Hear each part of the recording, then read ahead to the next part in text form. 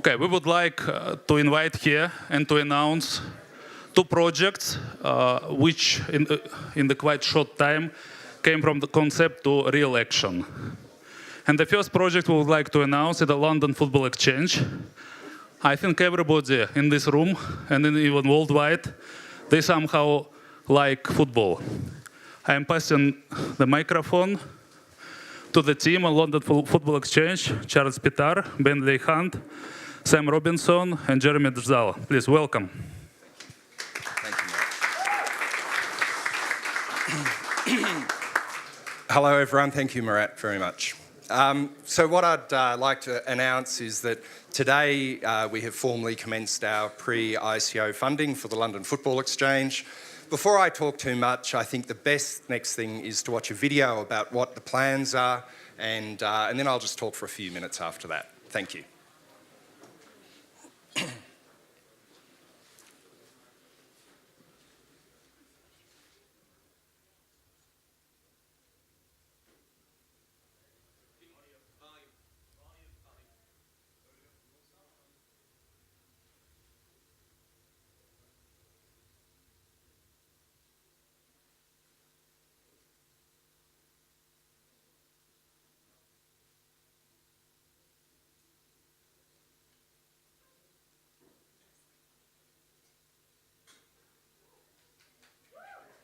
We might try again.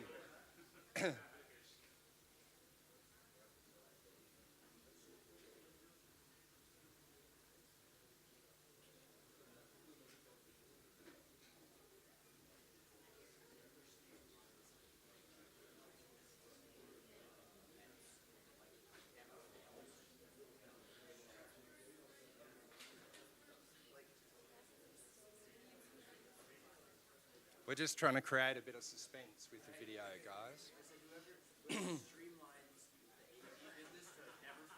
Right. Yeah, exactly. Yeah. It's the most popular sport in the world. There we go.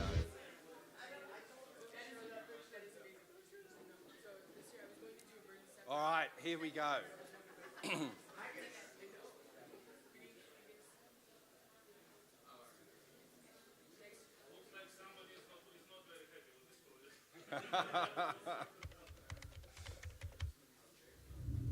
It's the most popular sport in the world. For some, it's almost a religion, igniting emotion, adrenaline, and unbridled passion. Regardless of age, colour, or creed, it's the sport that unites us all. It's football. As the world's most well-known sport, an estimated $33 billion are spent each year by up to 4 billion football fans. Week in, week out, nearly 50% of the world's population watches a match, rain or shine, to support a team. Their team, their club. The London Football Exchange is a global movement to create the ultimate sport community, where fans enjoy exclusive club and fan experiences. When you join the club, your matchday experience would look like this. You get your LFE tickets, you head to the ground with your best mates, maybe stop for a bite to eat and get the bill using LFE Pay, which earns you a discount and LFE points. Maybe it's time to get that new flag of the team you love. Pay with LFE Pay. Keep using LFE Pay, and the points you collect can get you more on and off pitch experiences.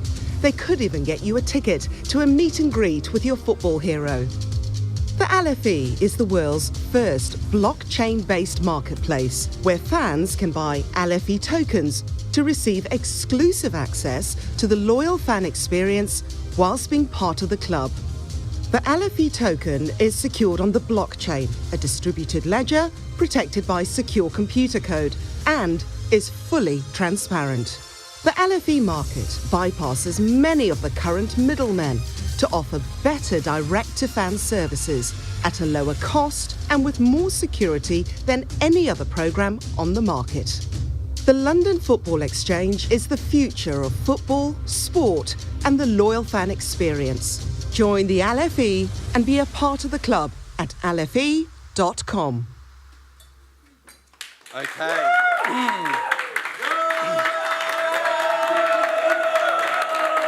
My job here is done, right? I mean, there's not too much more I need to say, but we're obviously incredibly excited about this opportunity. We're delighted to have such a fantastic crowd here today to be part of the launch. We've worked incredibly hard over the past number of months to get to this point.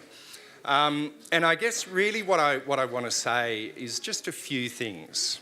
Firstly, 4 billion fans is extraordinary, as is $33 billion spent every year on football. But the way I see the LFE is it has an opportunity for those passionate fans that love their football clubs to participate in the sport of their choice, of their love, in a far more meaningful way than ever before. So that's the genesis of the idea of why we want to do this. Now, I've been fortunate enough to be at Caspian Week this week, and there's been a lot of discussions around blockchain, a lot of discussions around ITOs, and I thought rather than just stand here and spruik the LFE, which obviously I'd love to do, but I want to approach it from a slightly different angle. Last year, there was essentially one ITO done every day. There's about 360 of them. There's no indication that that number will decrease. In fact, it'll probably only increase this year. So when you're looking at these ITOs, how do you choose the right one, right? What's the differentiating factor for you as a potential buyer of the LFE coin over something else? So for me, it comes down to three things. The first one is there needs to be demand and liquidity for the token, okay? So we've already seen the numbers.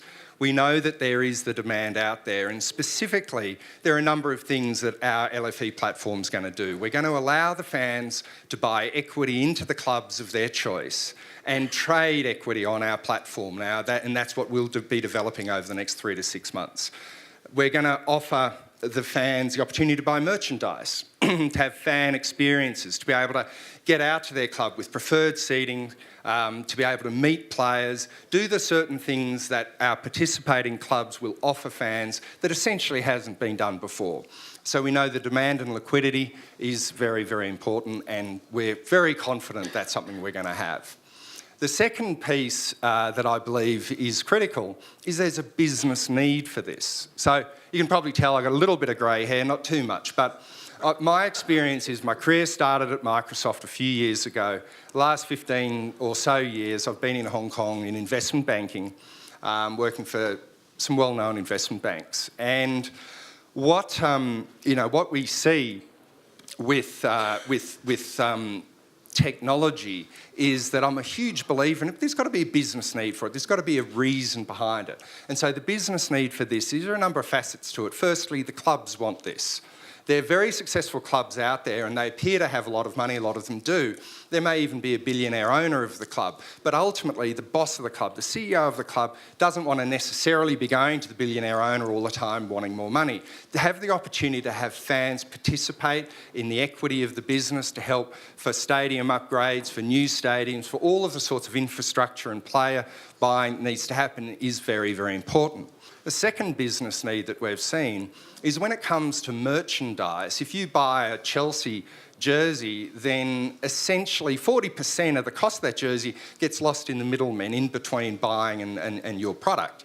The power of blockchain, what we're doing at the LFE, it reduces that down to zero. 5% roughly of ticketing revenues goes to middlemen. We can reduce that down to zero. Then the third business need is, look, these clubs want to know where their fans are. Now, obviously, when the fans turn up to a game, that's pretty straightforward, but these clubs have fans all around the world. They don't know where they are. They want to know where they are. So as we get fans participating in the LFE, we know who they are, the clubs know who they are, and it's, if you like, it's a massive business opportunity for these clubs to grow and prosper. Then the third piece of the puzzle for me is you've got to have a team who can make this happen. Now, having a great idea is one thing, and I believe we've got that. So we've certainly got a team here that can define a strategy, but you've got to be able to execute on it. We're having people who want to buy tokens for this. There's got to be a team in place who can make this happen. My co-CEO, Scott Smith, he's an ex-professional football player. He's talking to over 30 clubs at the moment about participating in this. And in due course, over the next few weeks, you'll see some pretty significant announcements about the progress we're making there.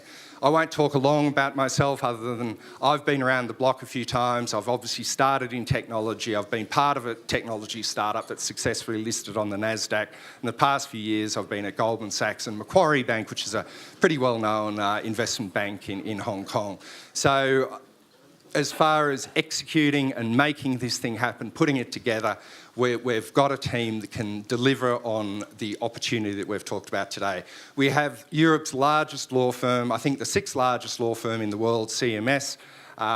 We have, I think somewhere here, we've got a partner of the firm. And because the reality is, this has to be done properly. Okay, it's got to be done to the letter of the law, and that's what we've done. We've engaged the premier law firm to do that. And of course, regulations are going to involve, of course, there are going to be changes. And so we're committed to being able to stay on top of those changes and make sure that everything we do is always done properly.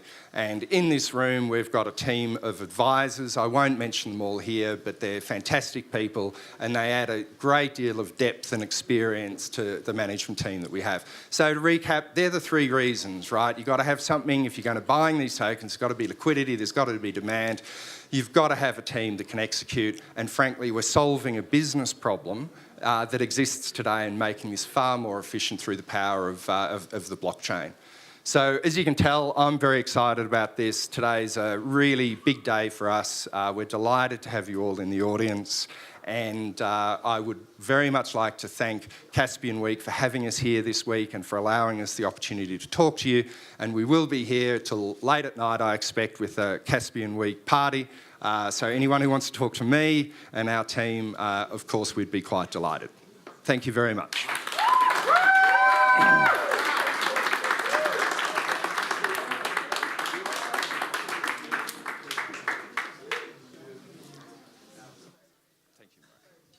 I also would like to introduce the members of the team who made this great project. Please, who are there? Please come. Okay, sorry. Hi, please.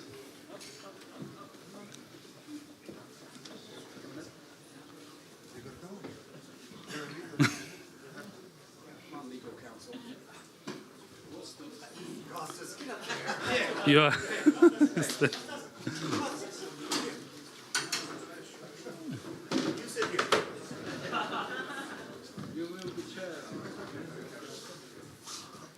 I would like people to start asking some questions. Please, Prince. First of all, thank you very much for the introduction, and I'm interested very much in football. But does your exchange, because now does it allow for people to buy teams and you will provide part of the capital?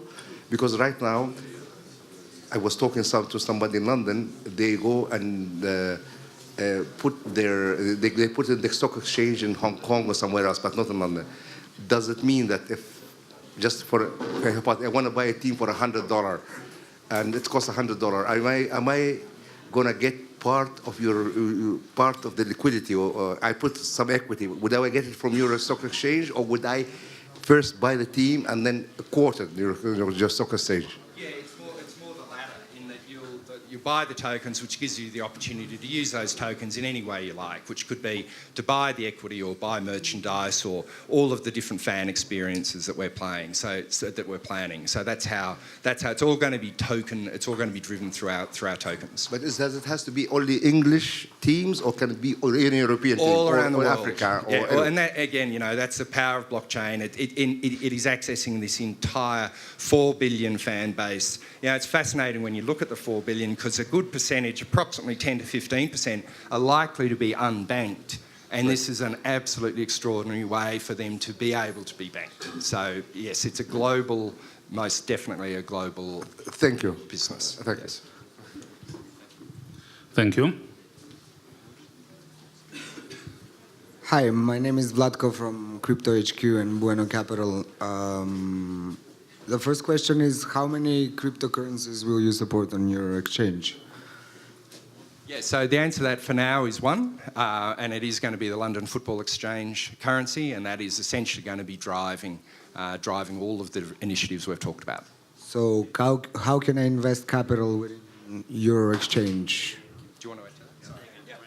So for the ITO, we're accepting Ether, Bitcoin, and Ripple, as well as Wire and Fiat and Lumens. And then we're also going to be adding some very unique gifting options for fans around the world to be able to contribute with traditional currency in a more meaningful way than a wire.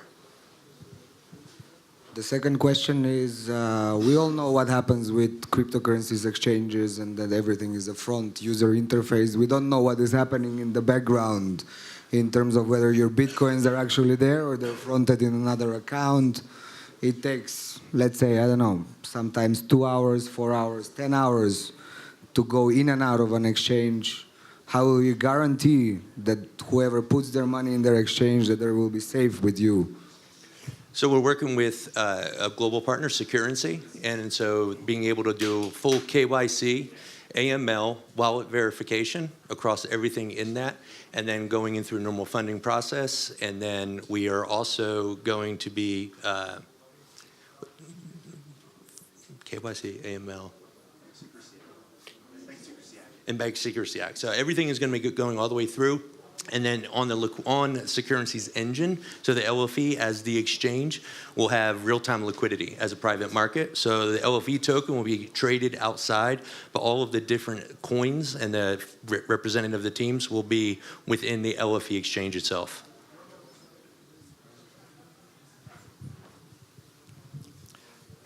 So I see clearly LFE tokens can be used for to make payments, which is very interesting. Are there any benefits to holding LFE tokens? Are like different membership tiers, more exclusive events for holding higher amounts of tokens? As you can imagine, at the moment, we can't predict and don't want to make any predictions about the benefit of holding the tokens and the appreciation. Clearly, that is, our objective here. So, I think for now, that's probably the best answer that we can provide. Sorry, I want to ask another question. Yeah, First of all, I'm Idris Al Sanusi Prince. I'm from the royal family of Libya. And of course, I lived in exile many years. I live all over the world. I lived also in London. So I'm interested, I'm in business, so I'm interested in stuff. Is there a volume or limit to a volume of how much you can invest or how much you can give in currency? First thing. Secondly, do you have a criteria of how you put yourself, if you buy a team, do you have a criteria how will I be quoted on the stock exchange as a team from Italy or from Spain or from Africa or from England? Is there a criteria you have? Yeah, so as far as the limit, essentially no, there's not. We're looking to raise 300 million. We think that's a reasonable target for us. And as we've said, we're accepting a variety of different payment methods. The minimum amount, I believe, is $10,000. What I'd encourage you to do is if you go to lfe.com, download our white paper, it does have all of those details in there. And of course, we're around to talk about that in more detail. As far as specific clubs, it's just going to it comes to a case-by-case negotiation with the clubs that we're having, with the discussions we're having with the clubs. So as we've said, we're talking to, well over 30 at the moment. There's a lot of interest, and what they want to raise, what the money is going to be used for is on a case-by-case basis. But that gets communicated through the channel, so our coin holders understand that. So the early backer has the 10,000 as the minimum, but after that, it's open. This is purely about every fan around the world being able to participate, and not only for team ownership and the value of the LFE exchange and the ecosystem, but also being able to bring value to the foundation and to youth leagues and to education and training around the world in areas that can benefit from everything we're doing on blockchain.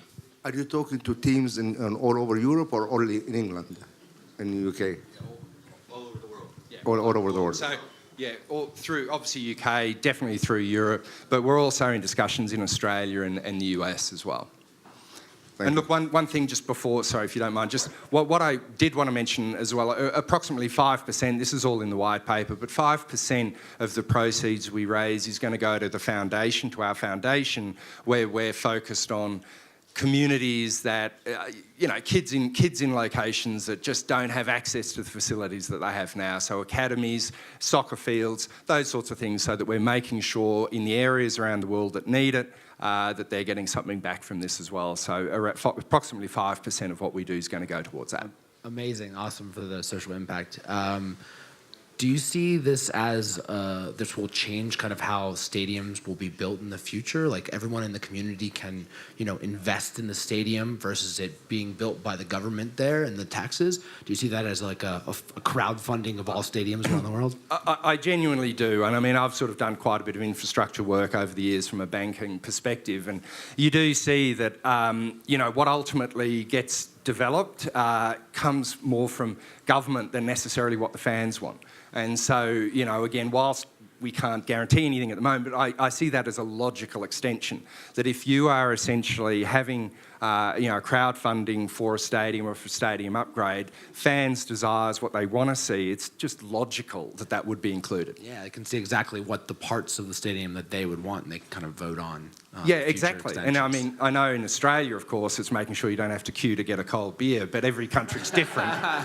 But there's all sorts of things that can be done. Drone vendors from the sky or something like that. Yeah. Like for example, the Rome team now. For example, the Roma team. For example, now they're trying to build a stadium around, which is private. Like the Atletico Madrid build their own stadium, and they, it's privately funded. Real Madrid privately funded. So do you think if a new team comes to your stock exchange and be quoted and wants to raise money to do their own stadium, like the Atletico Madrid, like Roma team, like will they be able to access this kind of money, this kind of liquidity from your stock exchange? Yeah, I mean, that is a logical extension of how this is. I think it puts that... But you have a limit. You said you have only 300 million something a limit, and these things cost $1 billion, $1.5 billion.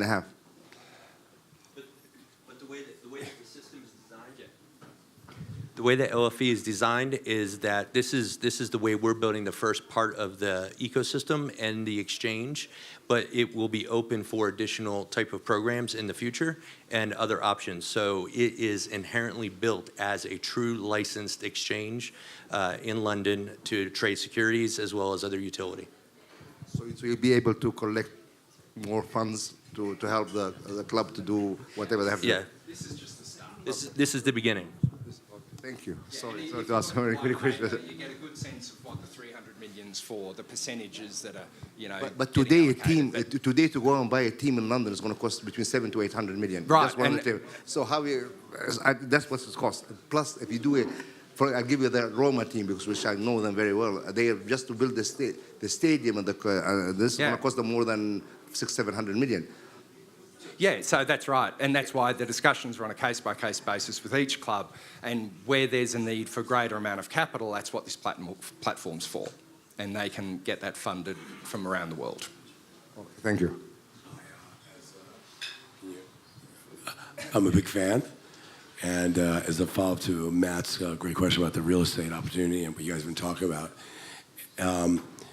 can you guys just go more in depth about how big the licensing and rights and media and everything you're doing and the liquidity of the fans are going to actually own the tokens. They're going to want to watch the sports globally, right? And because I know you're alluding to, but this is such an important part of your model and what you're doing, that I, as a fan of a team and wherever I'm based, that I'm going to want to, for holiday presents, buy actually that jersey and watch the team on OTT platform, whatever it is, which actually increases the revenue, and I'm going to take liquidity out because I'm not, so please, because I think it addresses what Matt talked about and asked, and this, and my last point of the question, which is so amazing what you guys are doing, Oakland community has lost the Raiders to Las Vegas because they couldn't raise money for the stadium. The community has lost.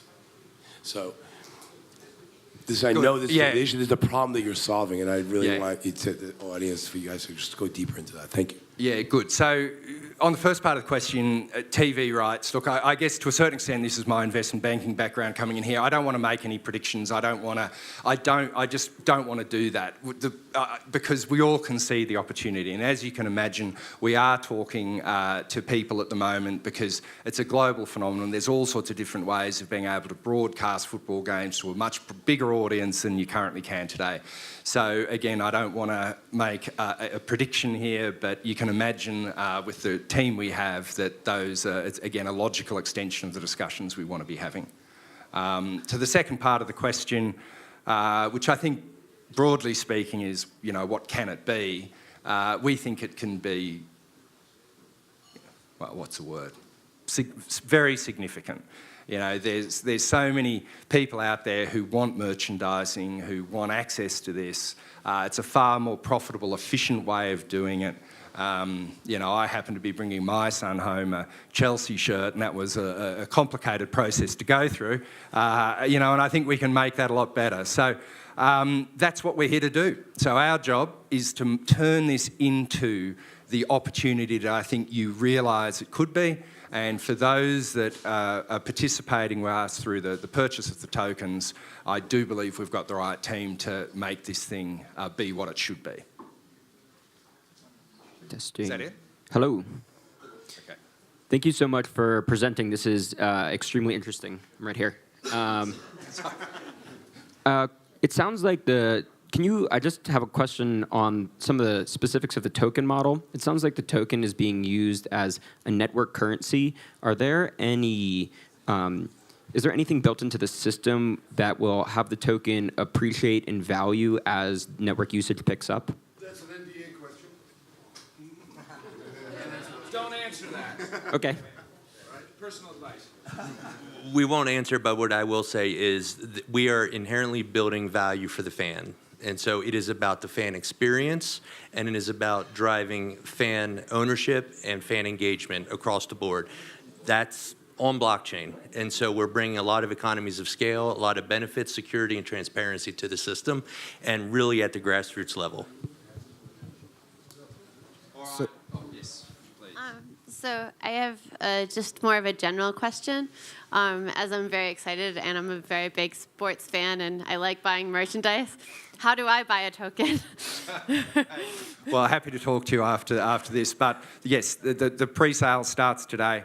And at the moment we're taking orders. It's all going to be automated in a week or so.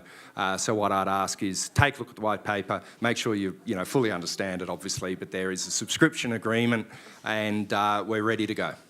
Okay, thank you. We're not open to US or Canada. Ah, you're not. Okay. Hello. So let's assume that we're dealing right now with a working platform and we're buying and selling tickets and everything.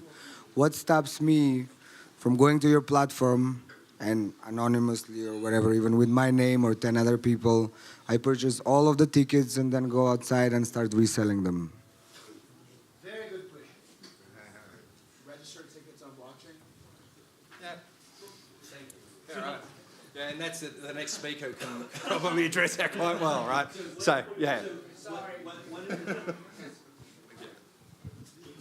So the way that the system designed, and obviously you can look at this and say it's pretty aggressive, what LFE is building is the platform and the exchange for that. And so we are working with other crypto service providers that are application driven, or legacy service providers that want to bring enhancements of blockchain to the service, and we're basically bolting them on. And so our roadmap is going to be a lot more accelerated because we come from the industry. So when we were talking about having a seasoned team, it's because we're coming from industry, we understand product operations and delivery to be able to drive it a lot faster than building from scratch. And this core platform has been in development for 3 years plus, and so we're not starting from scratch. So each ticket or merchandise that you guys are going to be selling is going to be attributable to an individual level rather than... Yes. Okay. All right. Thank you, guys. Thank you. All right, guys. So as you've seen throughout the presentations today, the panels today, The largest roadblock generally when it comes to this cryptocurrency and blockchain ecosystem is regulatory compliance. More specifically, it focuses around AML, anti-money laundering. What I'm going to show you is how my company has, for the past year and a half, not only been building the bridge between the crypto and blockchain economy and the mass economy, but is revolutionizing compliance as we know it in general. First off, my name's Grant Blaisdell. I'm a co-founder of CoinFirm. CoinFirm's generally recognized as a global leader when it comes to RegTech for blockchain. RegTech is short for regulatory technology. So I'm going to get a little bit into that, how we're building this bridge for this great economy that's being built, and also a new feature that we added onto the platform. At the end, I'll let you know a little bit about that and how we're using that to make the financial ecosystem more transparent, more effective, and democratized. Once again, as we saw earlier today, this is the big risk that everyone's approaching. First off, hands up in the air, who feels they understand blockchain and crypto well enough right now? Okay, a certain portion of the room. Second off, who's planning to do or is in or is going to do a token sale, ICO, whatever term you want to call? Hands up in the air. All right. So today, guys, I'm going to show how to use a platform to automate and streamline your compliance needs around your token sale, your crypto business, or whatever your enterprise may be. Part of our company is believing in personal freedom and innovation, but yet we have certain social standards, certain societal standards that still need to be applied to our operations. You can see this happening around the crypto space quite a bit, where we see that these standards, whether moral or legal, are not being exactly applied very well. We're here to help you show a solution how to do that in a transparent way. First off, so you guys know that I'm not just some random guy sitting up here talking, we have a really great team. It shows a great deal of experience. More specifically, our CEO, Paweł Kuskowski, ran global anti-money laundering at Royal Bank of Scotland for a few years and is also the chairman of the Compliance Association of Poland. On top of that, on our board, we have some people such as Ruth Vandhofer, who is the global head of regulatory at Citibank. I'm providing this to you so you know that I'm not just a crypto guy up here talking about regulatory compliance, but we have the proper backing, experience, and understanding of both the traditional space as well as the crypto space when it comes to this.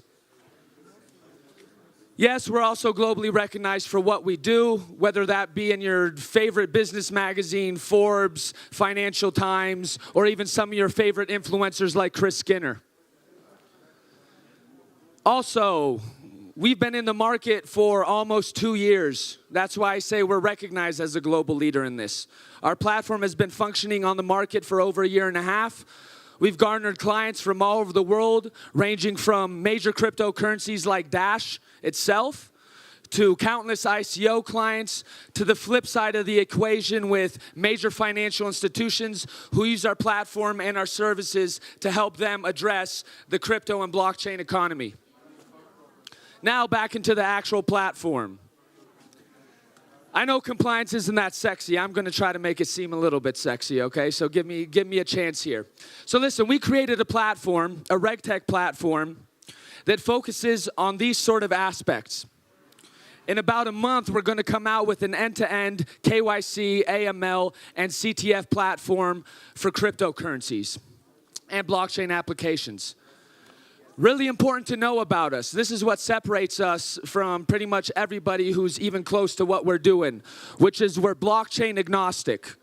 So what does that mean? That means that technically we can integrate any type of blockchain into our platform. I'll show you a little bit later on what type of cryptos and blockchains we've already integrated, and I'll give you a sneak peek on 2 blockchains minimum we're integrating this year directly with the teams of these blockchains. All right, so I'm sure there's some compliance people that are in the room. AML, more specifically in the traditional space, does not work. It's under 2% effectiveness. It's a joke. It might as well not exist. But blockchain came along, and provided certain technological characteristics that provide for the next era of compliance. Not just in the crypto space, but we have a vision that within X amount of years, majority of traditional transactions in the system are going to tie into a blockchain of some kind. This is where blockchain agnosticism is also vastly important. So we're here not to just build this bridge for the crypto and blockchain economy to be able to enter into the mass economy, but we're here to revolutionize compliance for the financial system as a whole in the long run. So what do? Once again, we're blockchain agnostic. Blockchain, great data source. If you're a compliance guy and you start on, or a regulator and you start understanding characteristics of this tech, it's a wet dream for you. Okay, first off, we take data directly off blockchain. We crawl web, deep web, Tor, etc. Also pull that into our database. Then we're part of this next generation of the financial industry, right? So we're not in these data silos. One of the things that stands behind the inefficiencies of the financial system today is that no one's sharing the data in a trustful manner. We're breaking that trend a bit. So we also take data directly from our clients and partners when they want to provide it to us. And keep that in mind, because I'm going to build a use case, a real use case for you guys later that our next feature is built on. Either way, pretty much we take as much data as we can get, throw it into our database, and structure it. From what we know, we have one of the largest structured blockchain databases in the world.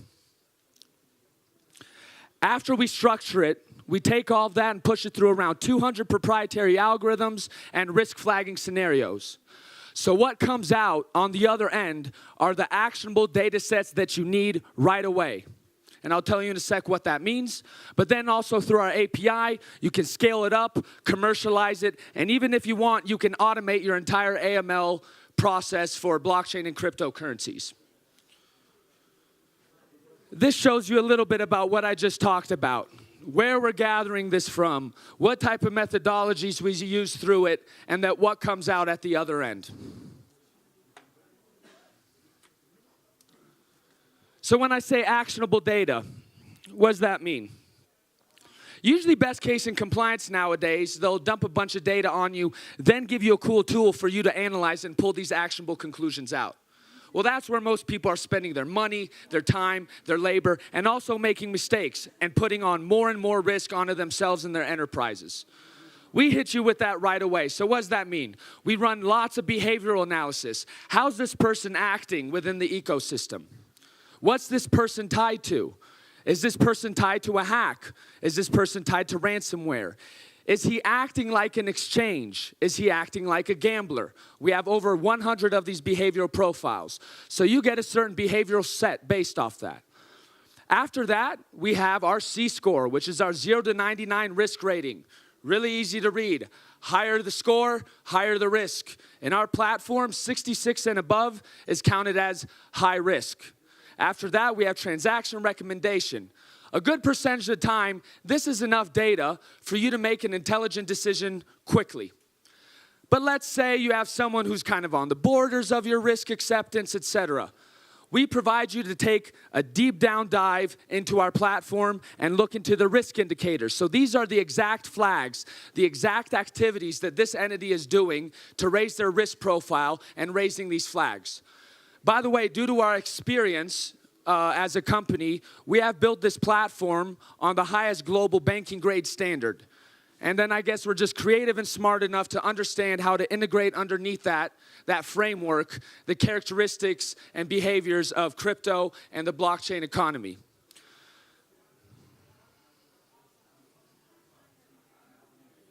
Come on, there we go. All right, so I talked about blockchain agnosticism. Of course, the first crypto we focused on was Bitcoin. Most of the activity in the ecosystem sits around that. We also integrated Dash, who's also our client and our partner. It's a very unique and historic use case in this sphere. And in past year, we integrated Ethereum, figured out smart contracts and tokens. So any ERC token sale that's happening, from what we know of, we're the only provider of this sort of service and solution and platform in the ERC token, ICO token sale space. So all you ICO people who are here, and also, you know, our friends at the football exchange, this is the type of platform and system that you are going to need to not just protect yourself from a regulatory aspect. This is something a lot of people are missing in this whole equation. When I talk about building a bridge, I'm actually talking about building the bridge between these two ecosystems. So what's happening in the token sales space quite a bit is these guys are fundraising huge amounts of funds. This is a real use case of an ICO client we had. They raised around $21 million. We knew them for a while when they were starting their token sale. We said, hey, you should do some AML and source of funds checks. Like, listen, trust me, in the long run, is going to be your benefit. They said, well, no one's really putting that much pressure on us about this right now. Okay, buddy, we'll see you soon. 4 months or so later, they come back. They go, you know what, we want to do that AML and source of funds check for the regulator, et cetera. And also, we got this damn big problem. We got $21 million and can't do anything with it. No traditional company will touch us. No financial institution will talk to us, let alone seriously take a look on accepting our funds so we can use the funds we raised in the global ecosystem. Because if you think it's going to be this thing where I'm going to only use it with other crypto people, well, guess what? Most of those legit crypto entities are putting on the same sort of standards. So this is an example. And then we also work with the financial institution directly. So we build that bridge between ICO, provide the regulatory support, and then build that bridge so they can potentially take their product and their funds into the global marketplace and the traditional financial system. Here's another example of what some of our risk report look like. Profile, risk rating, transaction recommendation, risk indicators. So later on after this, anyone who's interested, also, by the way, another co-founder right over here is Maciej Żukowski. Everyone say hi to Maciej. Great, thank you for the claps. I didn't even ask for them. You're that popular, man. Also, this guy's an extreme wealth of knowledge. He's actually what I would call the first evangelist and business person in crypto in Central Europe. And he's a pretty big specialist around the ICO space. Afterwards, of course, if you want me to show you a live demo, etc., or have any more detailed questions, come up to Maciek, come up to me. We're more than happy to answer them.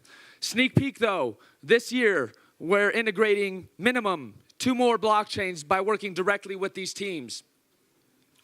But first, before I get into that, so who does this apply to? When people ask, well, what's your client base? Who are you helping? I give them a very broad answer, to be honest, because it's the truth. I say, any legitimate entity that wants to touch crypto or blockchain assets or entities needs a product like this. And that's the honest truth, just as I showed you, whether it's a cryptocurrency itself, an ICO, or a traditional financial institution.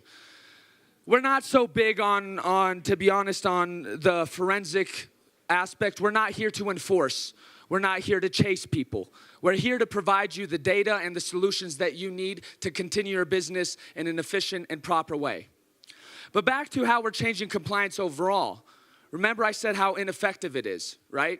In current system. If you build a crypto-based ecosystem or a blockchain-based ecosystem and add a layer like our platform on top, you can take that to less than 2% effectiveness to the 90 percentiles of effectiveness.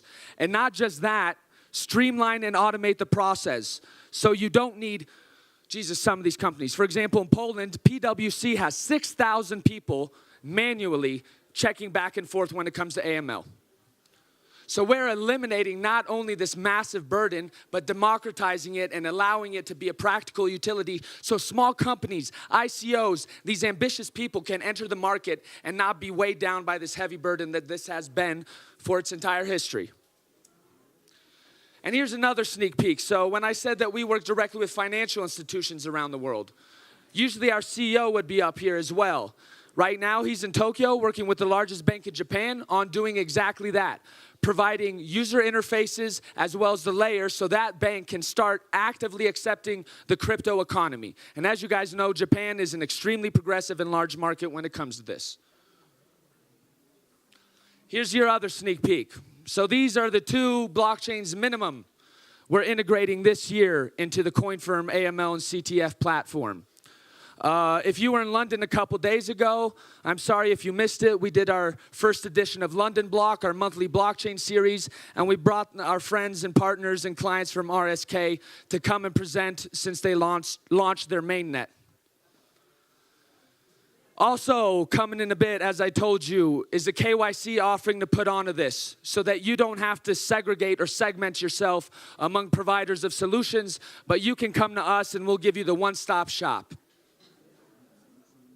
Now, Another reason the compliance system is so ineffective in the traditional space, I provide you the example of data silos.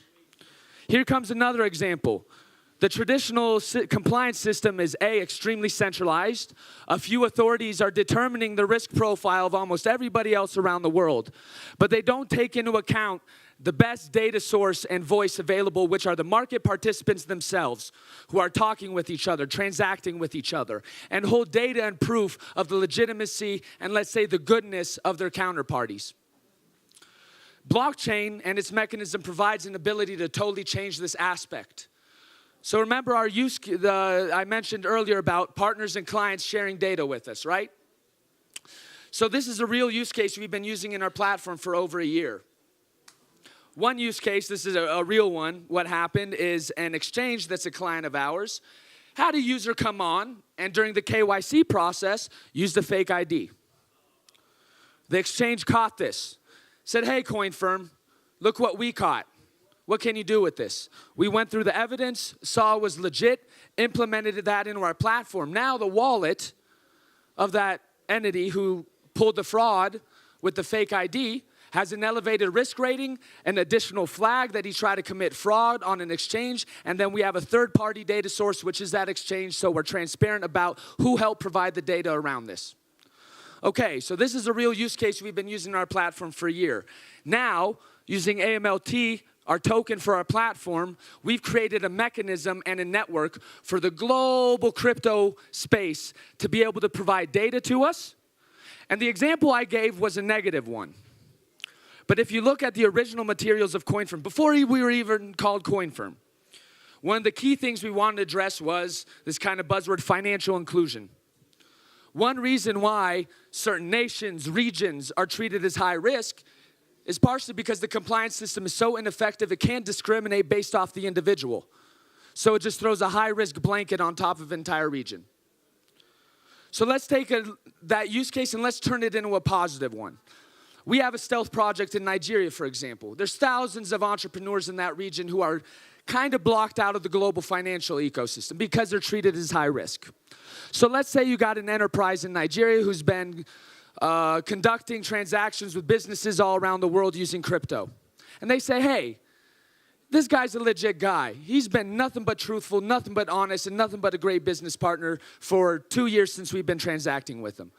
Provide us that evidence. Show it to us. The blockchain is also a great source of evidence for all of this. If we view it's legit, we'll implement it into our platform, and now potentially that entrepreneur in Nigeria has a lowered risk rating and could potentially enter into the global financial ecosystem a lot easier. So what we've done is built this network to where market participants can provide us their voice, their data. If it's legitimate, then we reward them with a token that they can use on our platform for services that they need to use and are using anyways. At a certain point, you provide us good enough data, you can get AML services for free. That would be our end-term goal for all this. And what does this do? Like I said, it increases transparency, increases democratization of the financial system, and also increases purely the effectiveness and truthfulness of the compliance system. So this is my time to plug the token. So actually, we're towards the end of our token sale. It ends on the 30th. Majority of our token buyers are our clients from around the world. So we've sold millions of tokens directly to our clients because they understand the utility value of being able to use it in our network, our platform, and our ecosystem.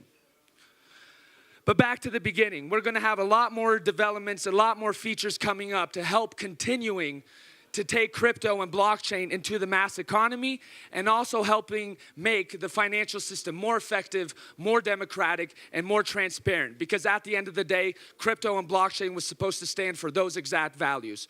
So we're working hard for you guys, both the traditional people and both the crypto people, to connect those things and make it work for you. Thank you very much, guys. I would like to invite the team here. Please, welcome. And also answer for the questions. Please.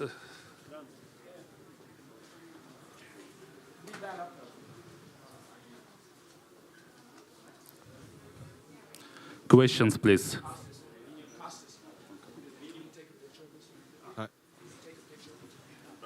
Sorry, Hello. go ahead. I just wanted to see, to acquire your tokens, which exchanges are you on, or is it directly from your own platform? And I'll give you the exact bureaucratic but yet accurate and regulatory smart answer that we give to our community. This is a stamped utility token by DLA Piper US. It's built for the CoinFirm platform and network. And due to regulatory regulations, we cannot comment on exchanges at this time. I should be a politician, I know. so we get it directly from your site, right? Yeah. The only place to buy it is amlt.coinfirm.io. Everything, when we talk about this transparency and trust thing, we try to walk that walk. Everything is tied to a smart contract. Everything is tied to Ethereum. So you can see everything transparently. Smart contract self-executes everything. All right, thank you. More questions, please? I know there are some bankers here. Definitely would like to ask question. They don't believe me.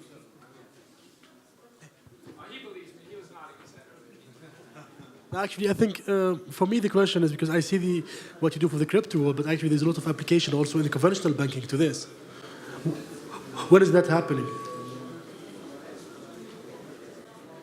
We're blockchain only.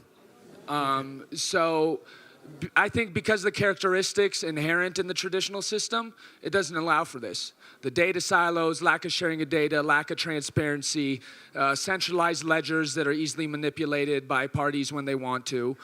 And generally, like I said earlier, though, we have a certain vision that within X amount of years in the traditional system, these kind of... You wait for banks to move into the... Yeah, but we're working directly with them around the world to at least let them take the first step and start accepting crypto economy itself, crypto clients, crypto entities, ICOs, whatever it may be, to a standard that they understand and fits within their frameworks and standards. Okay, thank you. You're welcome.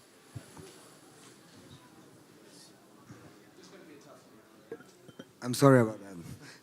So in your expose, you mentioned something about providing data and that services, if you provide, let's say, the adequate data, would be free. Could you please elaborate more on that? Yeah, so the AMLT, the whole idea being the network member is, let's say that you are the owner of exchange or you are a bank and you are providing us some data. So for exchange of this data, we are able to give you the certain C-score on the addresses that you know. So for example, you provide us the data for 100 addresses, but we can give you the data for 200 addresses for exchange of it. So that's where it can be for free for you. If I can add on, so we already on our platform accept, of course, credit card, Bitcoin, Dash, Ethereum as well. But AMLT is going to provide certain economical incentives for our clients to use it. Streamlined access, discounts, they get access to certain proprietary materials like risk matrices, etc. So we're building kind of this compliant, transparent network. And it's not something we want to force the world into, but something that we want people to naturally progress into. And as I'm sure you well know, this industry has been pretty good about self-regulating. And what we're really trying to do is say, hey, let's set a clear, understandable standard with a solution that's clear, easy to use, and understandable so that the whole ecosystem can have a base measure how to act in. Because as you're in the crypto space, that's been a big issue. No one really knows what the standards are, et cetera, et cetera. So that's why we work directly with the banks and then through them with the regulators to create how we view it. The only way this should work with this tech is a global standard. It's a technology with no jurisdictions in mind, built in. And I'm an American originally, and I've seen how bad, it's one of the strengths of the US, but in this case it's hurt it, how the segmentation of the United States, state by state, can have different approaches to regulation, has hurt the growth of it there, for example. Yeah, I'm Thierry Ruiz. I'm a founder of Tarco International. We are in Zug at the Crypto Valley. Have one comment, one question. So the comment is, you just spoke about you being a US person. For example, in the Crypto Valley, we had tons of ICOs last year, this year. We don't accept US persons. Second question is, so the second thing is, makes me sad. Yes, I know. It's not my fault though. It's not blaming you, though. right. So, but the real question is, every part of the world has different jurisdictions. right? And every jurisdiction is going to be handling the KYC and the ML process differently. How many lawyers will you need to actually have different things? Because you will need a lot of experts. So I wish you luck, but you got a lot of challenges ahead, you know. I think it's a little bit easier than you think because the majority of regulations comes from the US and from the EU, and the other smaller governments like Vanuatu, Tonga, Nauru, or some other like Bhutan, they are mostly like copying the regulation. So let's say the US government says something and the Bhutan, which is far away, they are copying the idea. I'll just follow up on that if you don't mind. You will have the US, they will have one approach, you will have the China and the ones who want to ban it on the other approach. You will have Switzerland, Liechtenstein, and others who will have a different approach. So going back to the first remark, we don't accept US persons because of different regulation. But again, like there is some jurisdictions that are the standard for the freedom market. Switzerland is one of them. Zug is one of them. There is another standard for the complete ban. You know, you will like... you'll have like Korea. I agree it's gonna be few of them, so it's obvious that, for example, Russia used to be saying that they may ban, but now they are not, and it's of course gonna be a changing environment, but that's why we are here and that's why we have business, because this environment is changing. And let's say that someone is a producer of computers and he wants to do an ICO, so he will not be able to check all the regulation himself, but he will ask us for the opinion. Just to add on to that, this is why it's really important to say that we built this on the highest global banking standard. So this touches a little bit of what Maciek said about why we can work. For example, a client of ours is a bank in Switzerland. We have another client of ours who's a bank in Gibraltar, and we have another client of ours who's a bank in Japan. So the thing is if you build this on a certain standard, which comes out of the experience of our CEO and also our advisor, Ruth, who's the head of regulatory at Citi, that if you build it on this global standard, you're covering around 90% of the market with that standard by itself. And then it's up to, let's say, that leftover 10% to pick what they want to pick and choose as far as their standards. But it's a very valid question. There's no doubt about that. And no one said this is going to be totally easy. You know, when we first came out, this is the only time I saw the traditional system and the core, like the crazy crypto types to agree on something, which they looked at and they go, AML for crypto, what the fuck are you thinking, right? But now a part of those people are our clients. So it's showing also this ability of the market to self-regulate itself. And another thing to understand is that, you know, when it comes to regulatory aspects, regulators aren't there to understand tech. So what's happening a lot of times with these things is there's people like us who work with a bank. The bank acknowledges our standard, then the bank takes the standard to the regulators, they work with the regulators to acknowledge it as a standard, then it goes back down into the market. Thank you, man, I appreciate it, Yeah, I also wanted to press further on that issue. I mean, you were talking about sharing data. I wonder, you know, if in Europe, Facebook and Google have to comply with the regulations of sharing data, you have a secret sauce to overcome that, or are you going to go through the same loop? Because I do see a lot of liar cost in that area. So we are accepting the data which is anonymized in a way. So we are not asking you who is the exact owner of this address, but we are mostly asking you, do you consider it to be a positive, like a good person, a good entrepreneur, or do you consider it to be a risk? So we are mostly asking you for an opinion, not for the exact data on the address. Yeah, most of that, and here's the thing, we're not the lawyers of the group, so we might not be the best people to answer this, but we're not identifying people. I just want to point out that there's been a study on MIT that if you cross the data of credit card purchases with, let's say, location tracking whatsoever, you can pretty much find out who that person is. Like, let's say for my case, for example, if you cross out that I bought something on Zurich, I was in London last week, and then I came from Spain, it's very, very unlikely that a person that comes from Barcelona has had the same track of purchase and then came back to Milan or something. You started off with geolocation. Yeah, I don't know, but I mean, other than us, I don't know of any. It's just like it's a piece of the cake, so it's very likely that they're going to set a standard for the whole data. It doesn't mean that it's just for one set, but the whole that affects that can identify identify a person. Like if through banking data you're able to identify someone, even though it's anonymized, it's going to have potential stronger regulations, not only in Spain, or in Europe, in the US, or in Asia. That's only an inside answer. I think it's a valid question, but that's for our lawyers and our compliance team to figure out. So unfortunately, that's not my personal strength. Yeah, I think, well, first of all, let me start by saying I think it's a very interesting product. And maybe it will be a question for your lawyers, so you cannot answer, but what about liability? Because let's say I'm looking at the transaction, I use your product that says zero risk, right? And then the party commits fraud and I lose $1 million. So what happens? So there is never zero risk. We would never give any address as zero risk. So the risk is always there. It can either be a small risk, or a very high risk, but there is never 0% of risk. And as there's no standards, and as there's no standards in this space, and almost any data provider in this space, they don't take on a personal liability for it. So it's pretty much according to the standards that's been existing so far. Hello. Please clear whether you protect clients from the risk of fraud of bankers or protect banks from the risk of fraud of their clients. As most, it's not clear from your presentation. And the second question I'm not sure I understood that question, to be honest. Just if you speak about information of compliance, complaint of token of compliance, so it's mostly compliance of clients or compliance of banks in certain standards. It's different. And the second question is, how do you cope with GDPR? Global Data Protection Regulation.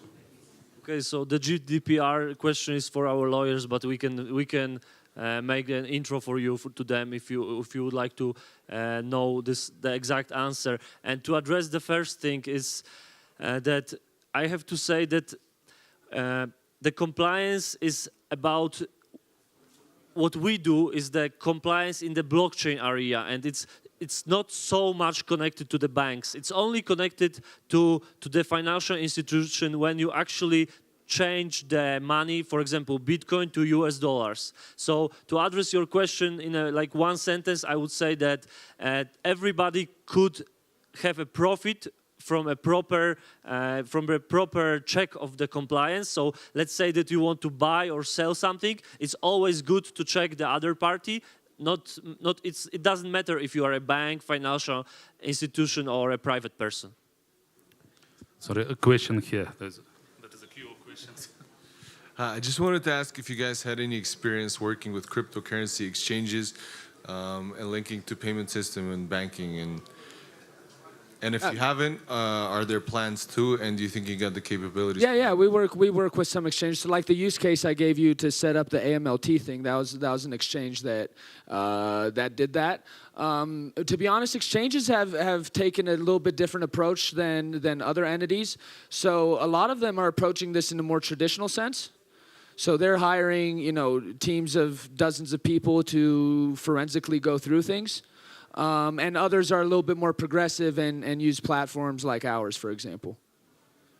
And also, our thing was built on commercial scalability, so that you can as quickly, as efficiently, effectively possible, do as many of these queries as possible. So we're also, we're constantly scaling up, constantly adding more data and effectiveness into our platform as well.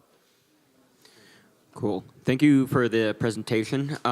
You guys are in a unique spot, and just a question on your perspective of the token projects that you work with.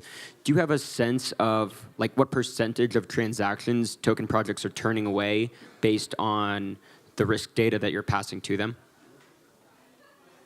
Well, from my perspective, and I'm using the crypto from 2011, and I've seen a lot of projects. I would say that it's the percentage of the transactions which are turned out or turned off are about for sure less than 10%.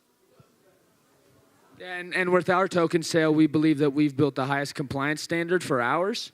So we're a little bit more intense than, especially on the KYC end, than other ones are. And we have USA blocked off, and we have China blocked off. So, you know, like in our token sale, and we're happy to do this because we made everything tied to a smart contract and transparent, so you can only submit with Ethereum, because we block off these jurisdictions, because we have a KYC process, not with just proof of identity or nationality, but also proof of residence. We've lost millions and millions and millions of dollars in straight direct conversations or through the public token sale, but we're fine with that. You know, we've reached our goal, and our goal was to have our clients buying this token and using it, or people who have an interest in this space long term. And thanks for the compliment. Thank you guys for answering the questions. It really clears what your project is all about. Further down the thread, I want to ask you in particular about the difference or differentiation between quantitative and qualitative data analysis. I got to call Kuba for this. Yeah, it's a really broad question that I'd rather have our technical people answer, CDO, which we're happy to stay in, you know, be in contact and provide you these sort of insights. Perfect. I'm sorry, I wish I could be literally a jack of all trades, but I got my limitations too. More questions? Okay, last question from the lawyers. Oh, no. The most interesting, I suppose. Hi. Hi. So if I understand correctly, yeah, I'm Vitaly Kozachenko, managing partner of 40 Law. So you do automatic percentage risk rating, right? What do you mean by percentage? Well, C-score, yeah, it's a rating. Yeah. So then there's a potential for you to do that rating mistakenly, right? And then that spreads to many people. So in a traditional system where a bank checks AML documents, it does so itself, right? So it takes the documents, goes through them. So there's no potential for sort of, well, it's not defamation issue, but there's no potential for you to spread sort of incorrect risk rating among people, right? And for the bank. We're just But providing, listen, here's the thing. Blockchain's also totally different than the traditional system. Yeah. We're not identifying people. And also we're providing data. Yeah. We're not forcing a decision. But the end result might still be that even though you're not identifying people, those people can't get certain services. So how do you approach credit ratings? How do you approach credit ratings using your case? Well, it's the same issue, yeah, I guess.